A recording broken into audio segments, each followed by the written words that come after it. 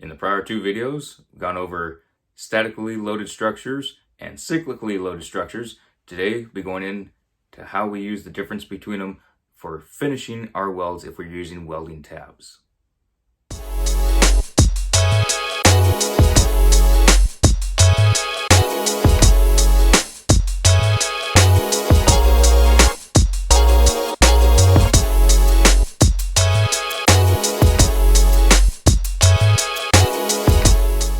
For those of y'all that have passed your D1.1 certification test, congratulations. But odds are you use your welding tabs or dog ears on the ends to keep your welds going out so that way you caught the corners of the 1-inch thick plate, because that's the standard for the test. You use stuff like that in the field too, but you can't always keep it there. The prior two videos went over statically loaded structures and cyclically loaded structures.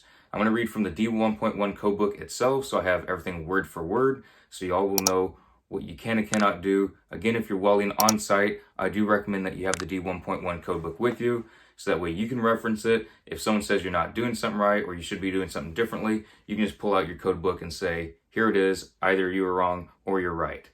Either way, you want it done the proper way, not just to prove a point, whether you are right, someone else is right, whatever. You want to do it correctly and just have everything welded properly. So I'm going to read from the codebook. This is 5.31 weld tabs, and it also says see 5.2.2. So 5.31.1, use of weld tabs. Welds shall be terminated at the end of a joint in a manner that will ensure sound welds.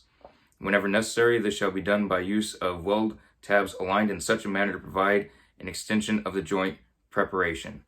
A lot of folks that are not really knowing how to weld, they go into a weld test and they don't put weld tabs on. So they will go in there and it will never catch the corners. I've seen very few catch a corner that don't use welding tabs, but the welds were so terrible that it didn't matter anyways. But just use weld tabs, use dog ears, make them yourself. It's not hard. Just make little squares, little rectangles, clip a little corner off. It helps when you're tacking it onto the backing plate or bar, whatever you're using. As long as it's in conjunction with the code, you can use it. So 5.31.2, removal of weld tabs for statically loaded non-tubular structures. For statically loaded non-tubular structures, weld tabs need not be removed unless required by the engineer. 5.31.3, removal of weld tabs for cyclically loaded non-tubular structures.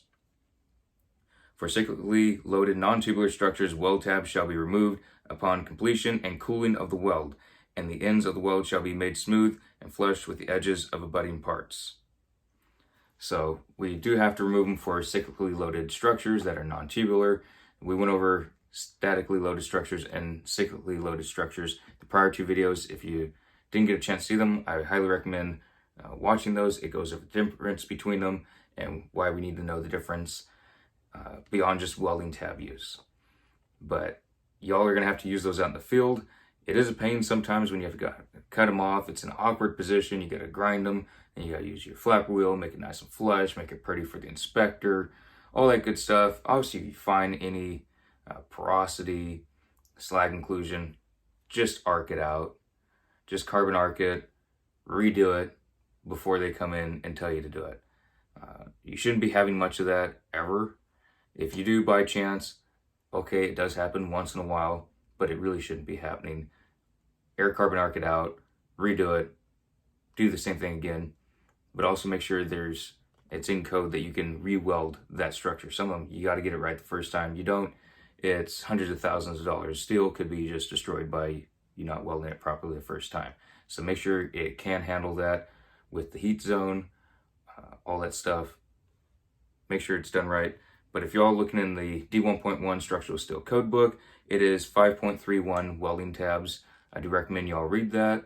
Even though I just read it for yourself, read it over and over. It makes a lot of sense. It does help.